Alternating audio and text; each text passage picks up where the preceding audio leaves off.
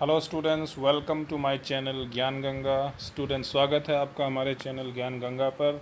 और स्टूडेंट्स, आपको पता है हमने ये नया प्रेजेंटेशन स्टार्ट किया है जिसमें हम मॉक टेस्ट बना करके लाए हैं, जिसमें हम बहुत ही इंपॉर्टेंट क्वेश्चंस बना करके लाए हैं जो आपको एनटीए यूजीसी नेट पेपर 2 के लिए मदद करेगा इंग्लिश लिटरेचर में। तो इंग्लिश लिटरेचर के लिए, और या फिर आप कह सकते हैं कि इंग्लिश लिटरेचर के साथ साथ पेपर 1 के लिए, नेट के लिए, या टीजीटी पीजीटी के इंग्लिश लिटरेचर के लिए कंप्लीट सॉल्यूशन के लिए आप मुझे यहाँ मेरे चैनल ज्ञान गंगा पर फॉलो कर सकते हैं।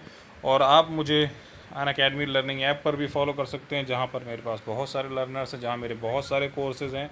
तो यूट्यूब के साथ साथ आप मुझे अनअकैडमी लर्निंग ऐप पर भी फॉलो कर सकते हैं। तो स्टूडेंट, चलिए बिना टाइम वेस्ट किए शुरू करते हैं अपना मॉक टेस्ट पहले क्वेश्चन के साथ। पहला क्वेश्चन बोल रहा है, क्या है? And sings a solitary song that whistles in the wind. ये लाइन है, ये लाइन कहाँ से है? These lines appear in, so and sings a solitary song that whistles in the wind. These lines appear in, these lines appear where? A, B, C, D. Which is the correct answer? The Solitary Reaper, Lucy Gray, Tintin Abbey, or To Duty? Tell me the correct answer. बताइए जल्दी से कौन सा सही answer होगा कि ये कहाँ से लाइन ली गई है? And sings a solitary song that whistles in the wind. तो स्टूडेंट्स, इसका सही आंसर है लूसी ग्रे, बी। ठीक है, याद रखिए, इसका सही आंसर है लूसी ग्रे, बी। चलिए इसके बारे में और डिटेल में जान लेते हैं क्या बता रहा है यहाँ पर।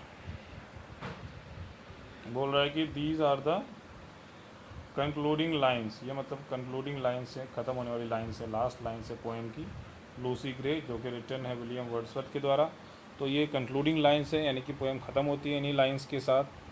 और इस पोएम में वर्ड्सवर्थ जो एक्सप्रेस कर रहे हैं एक डेथ, किसकी डेथ? एक यंग गर्ल की डेथ एक्सप्रेस कर रहे हैं जो कि नेचर से बहुत ही कनेक्टेड थी।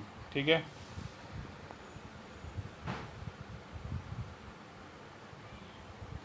ये पॉइंट आप याद रखिएगा कि ये कंक्लूडिंग लाइन है लूसी ग्रे पोएम की, विलियम वर्ड्सवर्थ के द्वारा रिटन है ये।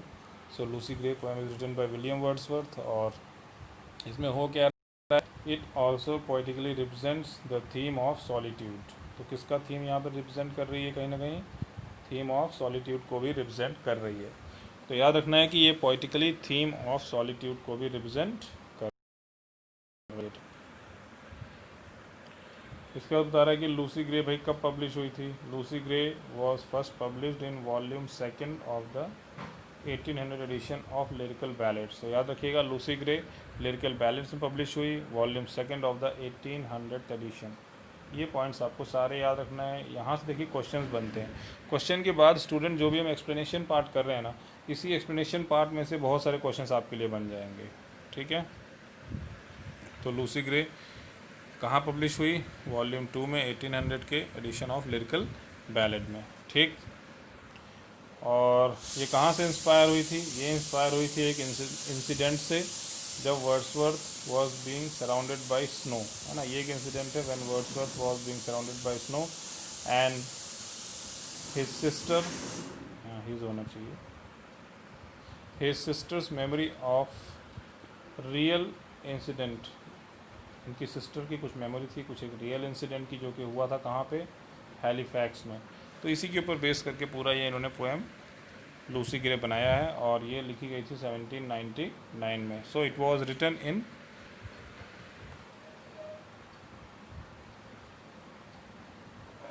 yes, it was written in 1799. It is the year when it was written, and it is based on some of the memories of the real incidents which took place at Halifax, and some of the memories of Wordsworth when he was surrounded by snow. तो इन सभी चीज़ों से कुछ ना कुछ point लेके इन्होंने Lucy Gray poem बना दिया है। ठीक है, अब देखिए रेमंड हेवेंस का कहना है कि भाई रेमंड हेवेंस ने point out that Wordsworth is trying to escape from realism into a state of imagination. ये बहुत इंपॉर्टेंट पॉइंट आया है कि जो रेमंड हेवेंस हैं, इन्होंने ये पॉइंट आउट किया कि भाई जो वर्ड्सवर्थ हैं, so Wordsworth is trying to do what?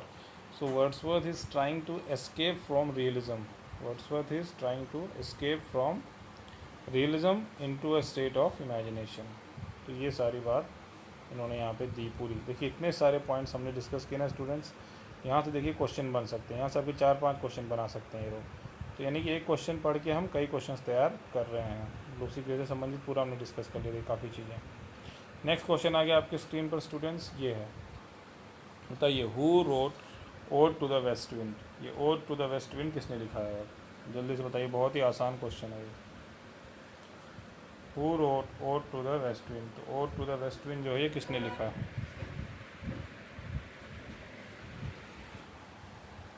तो आपको याद रखना है किसने लिखा है ये लिखा है पीबी शैली ने, ठीक है। अगर नहीं याद है तो याद रखिए, पीबी शैली ने लिखा है, ठीक है। जानते हैं, Ode to the waste Wind is written by Percy Bysshe Shelley in 1819, ठीक है।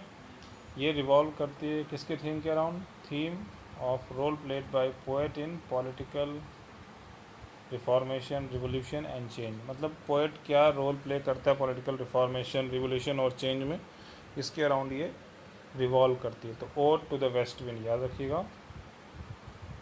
Odd to the west wind किसने लिखी है? पीबी शैली, पर्सी बायसी शैली ने लिखी है 1819 में। और इसका जो थीम है वो रिवॉल्व करता है कि भाई क्या रोल प्ले कर सकता है poet, what role a poet can play in the political reformation, revolution and change. So all these are the points around which it themes revolve. तो ये इन सारे पॉइंट्स के अराउंड इसकी थीम रिवॉल्व करती है, रिवोल्यूशन के, चेंज के और पॉलिटिकल रिफॉर्मेशन के, ठीक है। तो पीबी शैली ने लिखी ode to the waste wind 1819 में। देखिए नेक्स्ट पॉइंट बोल रहा है द पोएम कंटेन्स 5 सेक्शंस। अब इस पोएम में कितने सेक्शन हैं? 5 सेक्शन है, ठीक है, या कैंटोज आप कह सकते हैं। किस में लिखा गया है? टर्जा रीमा में लिखा गया है। Each section contains 4 टर्सेट। हर सेक्शन में कितने हैं? 4 टर्सेट्स है और एक राइमिंग कपलेट है। तो ये सारे कॉन्सेप्ट्स आपको पता होने चाहिए कि भाई कितने सेक्शंस हैं, किस तरह से लिखा गया है। टर्जा रीमा में लिखा गया है, कितने टर्सेट्स हैं, हर मतलब सेक्शन में कितने हैं? 4 टर्सेट्स हैं और एक राइमिंग कपलेट है। किस में लिखी गई है ये? आइएम्बिक पेंटामीटर में लिखी गई है ये सारे पॉइंट्स आपको, सारे के सारे पॉइंट्स ये याद रखने हैं, ठीक है। इसके बाद बोल रहा है कि जो फर्स्ट 3 इसके जो स्टेंजाज हैं, फर्स्ट 3 जो इसके पार्ट्स हैं, सेक्शंस हैं, जो फर्स्ट 3 जो सेक्शंस ये क्या डिस्क्राइब कर रहे हैं?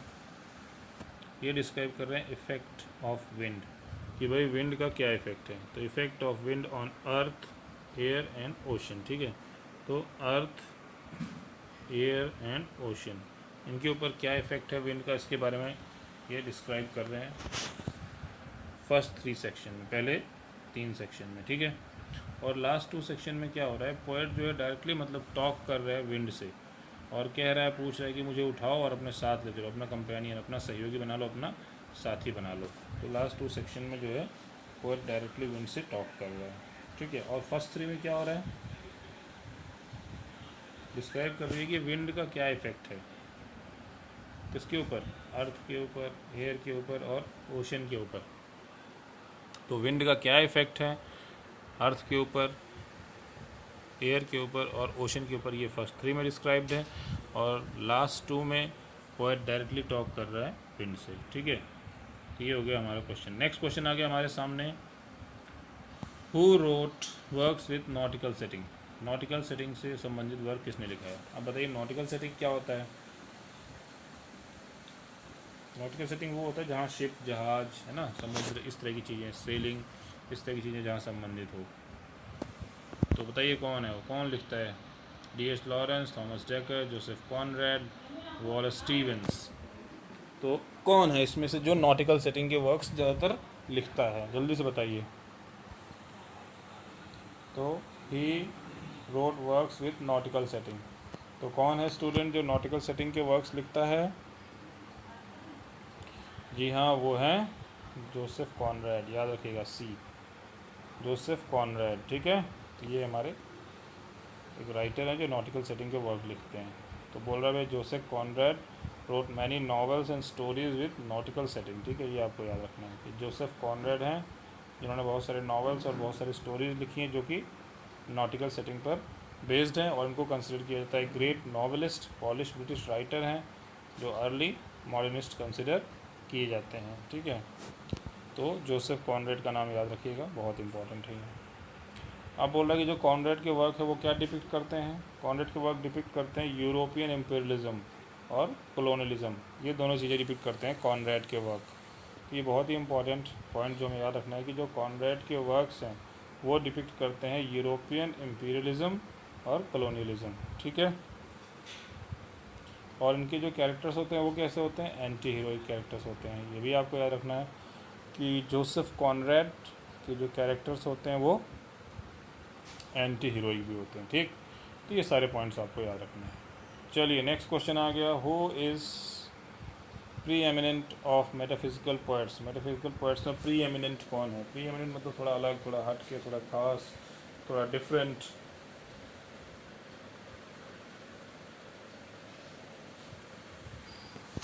जल्दी से बताइए स्टूडेंट्स, कौन है? ए बी सी डी, कौन है इसमें से? Pre eminent of metaphysical poet कौन है? तो वो है स्टूडेंट्स जॉन डन। बिना कन्फ्यूजन किया जाइएगा, ठीक है। जॉन डन है जो प्री एमिनेंट है मेटाफिजिकल पोएट्स में। चलिए और जानते हैं इसके बारे में। बता रहा है कि भाई जो जॉन डन है वो कंसिडर किए जाते हैं as pre eminent among the metaphysical poets.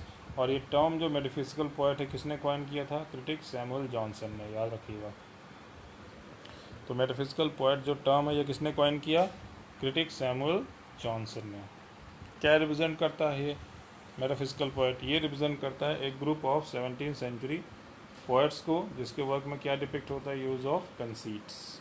ठीक है, तो याद रखिएगा ऐसे पोएट्स 17th सेंचुरी के इंग्लिश पोएट्स जिनके वर्क में हमें कंसीट्स दिखाई देती हैं। ठीक, अब देखिए बोल रहा है कि जॉनसन ने तो पहले क्या कहा? जॉनसन ने तो पहले ये कहा कि भाई ओनली 3, जैसे कि जॉन क्लीवलैंड, जॉन डन और अब्राहम काउली, इन तीनों को इन्होंने बोला भाई ये मेटाफिजिकल पोएट्स हैं। तो जॉनसन ने क्या बोला? कहा कि भाई only 3, John Cleveland, John Donne और अब्राहम काउली, यही मेटाफिजिकल पोएट हैं। लेकिन कॉलिन बरो ने कहा कि भाई जो सेंट्रल फिगर्स है मेटाफिजिकल पोइट्री के वो कौन कौन है? John Donne, Henry Vaughan, Andrew Marvell, Richard Crashaw and George Herbert. ये इतने लोगों को इन्होंने बता दिया, यानी कि 1 John Donne, 2 Henry Vaughan, 3 Andrew Marvell, 4 Richard Crashaw और 5वां जॉर्ज हर्बर्ट। तो इतने लोगों को कॉलिन बरो ने सेंट्रल फिगर बताया। ठीक है, तो ये सारे पॉइंट्स आपको याद रखना है कि किसने किसको क्या बताया, कैसे है, क्या नहीं है। अब जैसे जो जॉनसन थे तो जॉनसन ने भाई नहीं कहा, तो सैमुअल जॉनसन ने भाई ये कहा कि नहीं मेनली 3 थे, जॉन क्लीवलैंड, जॉन डन और अब्राहम काउली। लेकिन कॉलिन बरो ने कहा कि नहीं और भी लोग थे। ठीक, तो ये हमारे मेटाफिजिकल पोएट्स हो गए। इसके बाद लास्ट क्वेश्चन है आज का स्टूडेंट्स हमारे पास, how many lines are there in the Waste Land. जो वेस्ट लैंड एक ग्रेट पोएम है, T.S. एलियट की एक पोएम है ये। तो इसमें कितनी लाइन्स हैं? ये कॉमन सा क्वेश्चन है, कई बार पूछ लिया जाता है।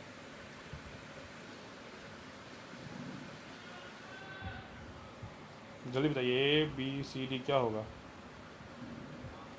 तो स्टूडेंट्स आपको सब कुछ दिमाग में रखना है अपने कि भाई जो द वेस्ट लैंड है उसमें कितनी लाइन्स हैं। चलिए बिना टाइम वेस्ट किए बता दे रहा हूँ, 434 लाइन्स, यानी कि B। तो B is the correct answer. तो 434 लाइन्स है द वेस्ट लैंड में। चलिए जानते हैं क्या बोल रहा है। द वेस्ट लैंड क्या है? ये एक मेजर पोएम है मॉडर्न पीरियड की, जो T.S. एलियट के द्वारा लिखी गई है, जिसमें 434 लाइन्स है। ठीक है, पहला पॉइंट तो ये आप पूरा याद रखिए कि जो द वेस्ट लैंड है ये एक मेजर पोएम है, ये एक मॉडर्निस्ट पोएम है, 20th सेंचुरी की ग्रेटेस्ट पोएम है जो कि T.S. एलियट ने लिखी है, जिसमें 434 लाइन्स है। और ये कब पब्लिश हुई बुक फॉर्म में? ये दिसंबर 1922 में बुक फॉर्म में पब्लिश हुई, लेकिन उससे पहले कुछ पीरियोडिकल्स में पब्लिश हुई थी। जैसे यूनाइटेड किंगडम में, अगर यूके की बात करें तो द क्राइटेरियन में, और अगर यूएस की बात करें तो द डायल में। ठीक है, ये किस में है? यूके में। और ये द डायल कहाँ से है? यूएस।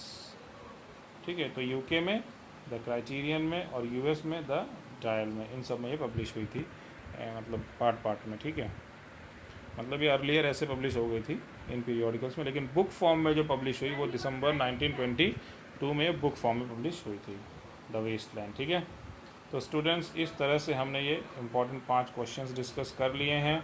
और अगर इसमें आपको कोई डाउट हो तो प्लीज़ आप मुझे पूछ सकते हैं कमेंट करके। और आपको वीडियो पसंद आए तो इसको ज़्यादा से ज़्यादा शेयर कीजिए, लाइक कीजिए, कमेंट कीजिए, ताकि सभी की हेल्प हो सके स्टूडेंट्स। ठीक है, तो आशा करता हूँ कि आपको सब कुछ समझ में आया होगा। And if you have any doubt please ask me in message box, please ask me in comment box. And if you need any help you can contact me, and you can follow me on my Unacademy learning app profile also. There you will find so many courses and so many students following me and so many students taking benefit from me. So students, without delay, just subscribe my channel for the updates and for the latest courses which are coming here, and also follow me or subscribe me on Unacademy Learning app with my name Sandeep Kumar. So this is for today's presentation, and in next presentation I will come up with more mock test, more questions. So keep watching and keep sharing these presentations. So students, see you in the next presentation. Thank you.